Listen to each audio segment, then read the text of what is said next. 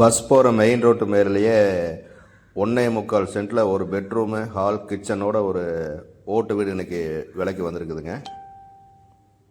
அருமையான வீடுங்க, அதை பற்றி பார்க்கலாங்க.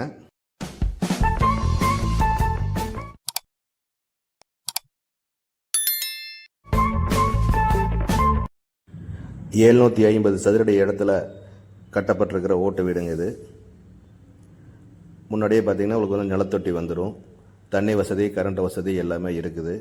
முன்னாடி 7x13 வாசலுக்கு வந்து சிமெண்ட் ஷீட்டு போட்டு ஃபுல்லாக கவர் பண்ணியிருக்குது. அதுலேயே ஒரு பக்கம் லெட்டின் பாத்ரூமு.